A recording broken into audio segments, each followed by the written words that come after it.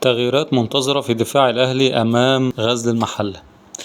يدخل الأسباني خوسيه ريبيرو المدير الفني للفريق الأول لكرة القدم بالنادي الأهلي مباراته أمام غزل المحلة والمقرر لها الاثنين المقبل بقائمة منقوصة بسبب كثرة الغيابات في صفوف المارد الأحمر، ويعاني الأهلي من غيابات عديدة في صفوفه وتحديدا في الخط الدفاعي بسبب إصابة ياسين مرعي ومحمد شكري وياسر إبراهيم للإصابة ومحمد هاني للإيقاف بعد الطرد في مباراة فاركو.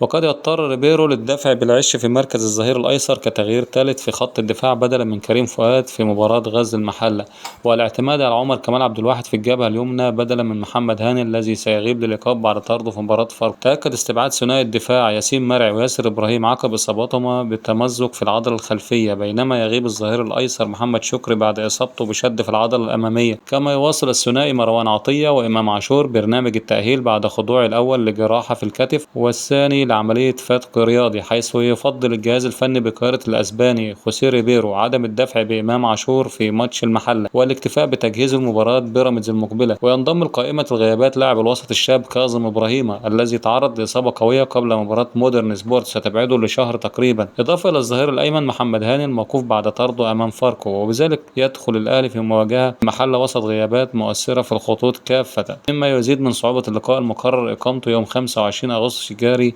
ضمن الجولة الرابعة من الدوري الممتاز. شوبير يصدم جماهير الأهلي حول عودة إمام عاشور ويقول: نصحته من اليوم الأول وحذرته.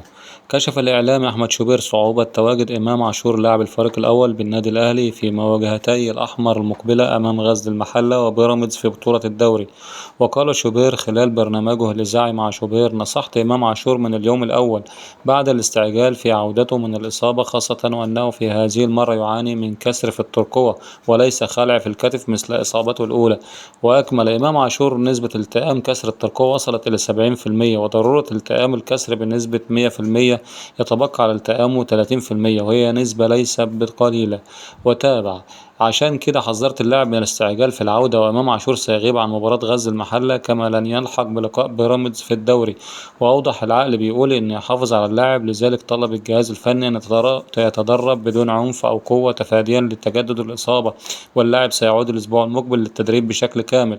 واختتم تصريحاته: أتمنى أن تكون توقعاتي خاطئة، وللعلم جراحة اللاعب التي أجراها في أمريكا كانت على حساب النادي الأهلي وليس فيفا.